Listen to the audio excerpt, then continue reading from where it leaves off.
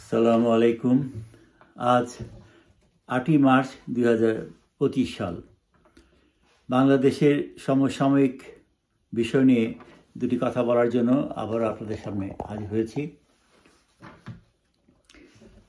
বাংলাদেশের চলমান ঘটনাবলী সম্পর্কে আপনারা সবাই অবগত, সবই জানেন।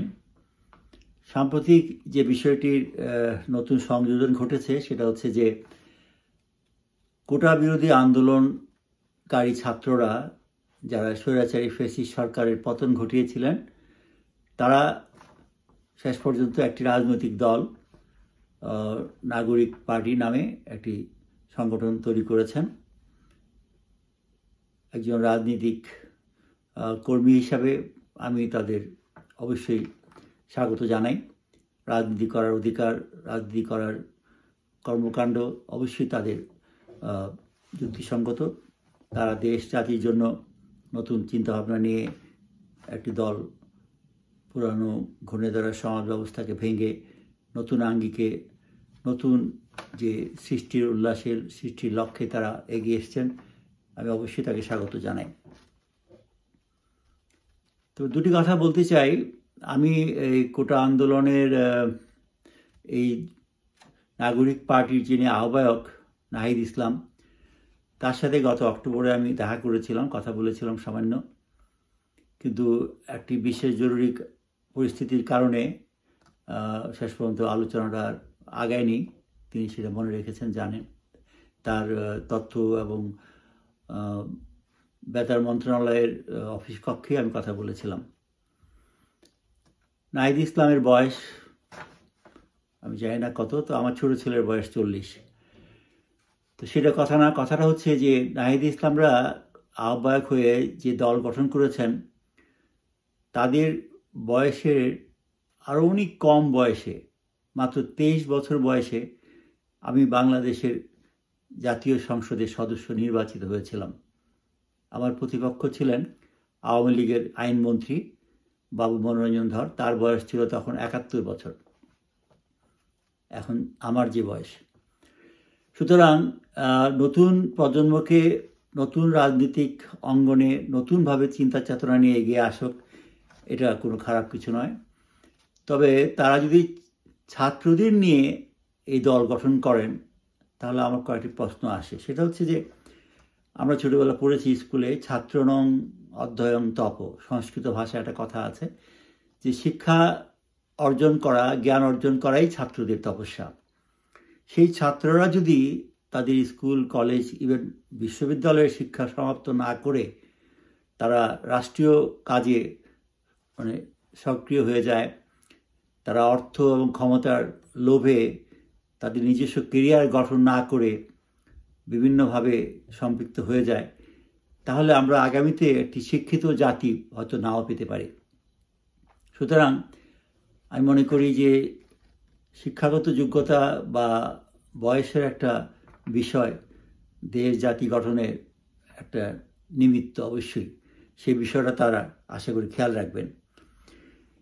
দেশে তারা সংস্কার করতে চান, দেশের পরিবর্তন করতে চান, ভালো কথা, কিন্তু তারা কিন্তু এই কথা বলে এই জায়গায় আসেননি। তাদের দাবি ছিল মুক্তিযোদ্ধাদের কোটা বাতিল করে, কোটা সংস্কার করে মেধার ভিত্তিতে চাকরিতে যোগদানের জন্য। সেই জনপ্রিয় একটি বিষয় ছাত্ররা, সমস্ত ছাত্র সমাজ, সারা দেশের ছাত্র সমাজ ঝাঁপিয়ে পড়েছিল। তারা কিন্তু 16 বছরের 15 বছরের হাসিনার ফ্যাসিস্ট সরকারের বিরুদ্ধে কোনো ধরনের রাজনৈতিক বক্তব্য দেয়নি। তারা কোনোদিন এই নিয়ে মাথা ঘামায়নি।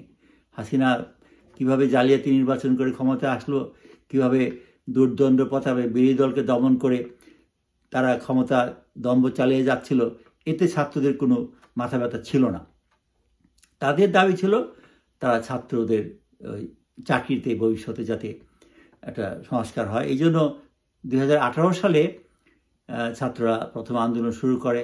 বিভিন্নরা সেই আন্দোলনের নেতৃত্ব দিয়েছিল। পরে তারা হাসিনার কাছে যায় সেগুলো দাবি আদায় করে এবং বিষয়টা, কোটা সিস্টেমটাই হাসিনা বাদ দিয়ে দিয়েছিল। কিন্তু বাদ সাধল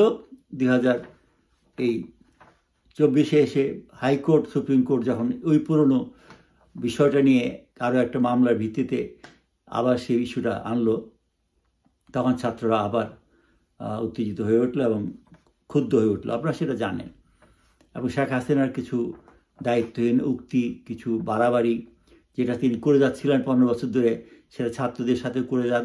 তার ফলে এক পর্যায়ে একটা সংঘাত সৃষ্টি হয় এবং অনাহত কারণে, অযৌক্তিক কারণে শেখ হাসিনার নির্দেশে বা তার দায়িত্বে অসংখ্য সহস্রাধিক ছাত্র নিহত হয়, জনতা নিহত হয়, রিকশাওয়ালা নিহত হয়, শিশু কিশোর নিহত হয়, যার জন্য হাসিনার পতন অনিবার্য হয়ে ওঠে।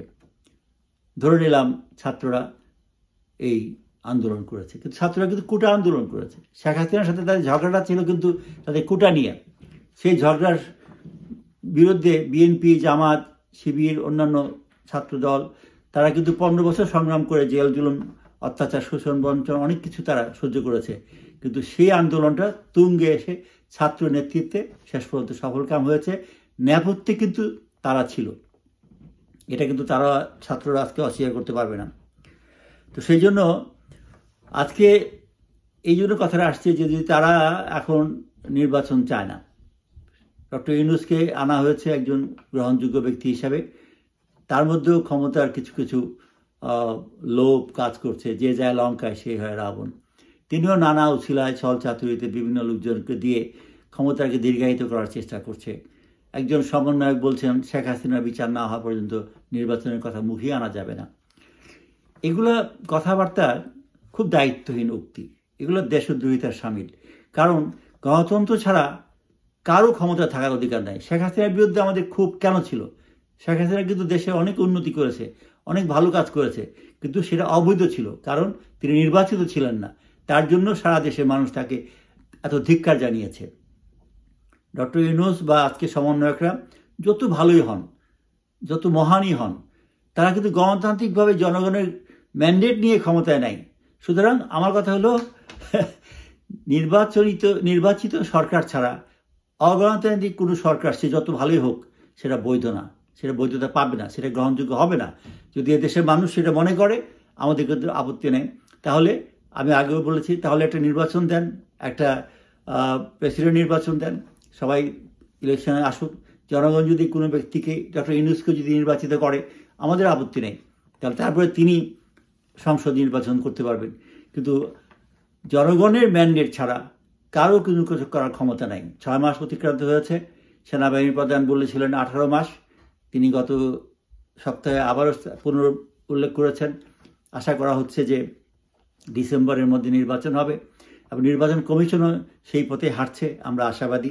সুতরাং এর মধ্যে আবার নতুন দল গঠন করে সেই দলকে পাকাভুক্ত করার জন্য, কালক্ষেপণ করার জন্য যদি নতুন কোনো ইস্যু তৈরি করেন, তাহলে কিন্তু আলটিমেটলি শেখ হাসিনার সাথে আপনাদের সংঘাত শুরু হয়েছে কোটা নিয়ে, কিন্তু তার আগে 15 বছর ধরে কিন্তু বিরোধী রাজনৈতিক দলের সাথে প্রচণ্ড সংঘাত ছিল। আপনারা যখন কোটা বিরোধী আন্দোলনের তুঙ্গে ছিলেন, 5ই আগস্টে যখন শেখ হাসিনা উৎখাত হয়, 1 আগস্টে কিন্তু শেখ হাসিনা জামাতকে নিষিদ্ধ করেছিলেন। তার মানে কি? মানে হচ্ছে জামাতকেও তিনি দায়ী করছেন এই আন্দোলনের জন্য। সুতরাং আজকে পানি ঘোলা করে আর লাভ নেই। সকলের কাছে আমার অনুরোধ থাকবে, আহ্বান থাকবে, প্রতিবেশীদের সাথে পায়ে পাড়া দিয়ে ঝগড়া করে পরিস্থিতিকে অন্য খাতে, ভিন্ন খাতে প্রবাহিত করার চেষ্টা করা আমাদের উচিত হবে না। দেশের স্বার্থবিরোধী কোনো ধরনের দায়িত্বহীন কাজ, কথাবার্তা বলা, উস্কানি দেওয়া উচিত হবে না। একজন শিবির নেতার রুম থেকে অসংখ্য অস্ত্র উদ্ধার করা হয়েছে, এটা কোনো শুভ লক্ষণ নয়। পাকিস্তানি জেনারেলদের আনাগোনা বাংলাদেশের মাটিতে, এটা কোনো ভালো কথা নয়। ভারতের আধিপত্য আমরা চাই না। সুতরাং স্বাধীন বাংলাদেশ স্বাধীন মাথা উঁচু করে বাঁচবে, এটাই আমাদের জাতির জন্য শেখ মুজিব বলেছিলেন, এটাই আমাদের জাতির মহান নেতা জিয়াউর রহমান বিশ্বাস করতেন, এটাই আমাদের মৌলানা ভাসানীর সেই বজ্রকণ্ঠ ছিল। সুতরাং আমরা যেন মূল ধারা থেকে, মূল ভিত্তি থেকে, মূল চেতনার থেকে সরে না যাই। স্বাধীনতার বিরোধিতা যেন আমাদের মধ্যে মাথাচাড়া দিয়ে না ওঠে। সরকার, জনগণ নির্ধারণ করবেন, যে খুশি কালাচোরা ক্ষমতা আসুক, আমাদের তো আপত্তি নেই, কারো আপত্তি থাকার কথা না। কিন্তু স্বাধীনতার চেতনায় আঘাত করে আমাদের স্বাধীনতাকে ধূলিসাৎ করে কেউ যদি ক্ষমতায় আসতে চান মুক্তিযুদ্ধের চেতনায়, আমরা সেটা মেনে নেব না, দেশের জনগণ সেটা মেনে নেবে না। সুতরাং ঝগড়াঝাটি না করে, সংঘাতের পথ পরিহার করে সকলকে আমি আশা করব, অনুরোধ করব, আহ্বান জানাবো শান্তিপূর্ণভাবে একটি সুষ্ঠু, অবাধ, গ্রহণযোগ্য এবং সকলের অংশগ্রহণমূলক নির্বাচনের মাধ্যমে আন্তর্জাতিকভাবে স্বীকৃত সিস্টেমে একটি সরকার তৈরি হোক।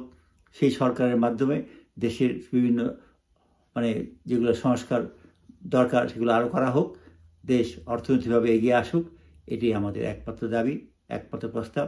মাহে রমজানের উষ্ণ সম্বর্ধনা, উষ্ণ শুভেচ্ছা। ধন্যবাদ। আসসালামু আলাইকুম।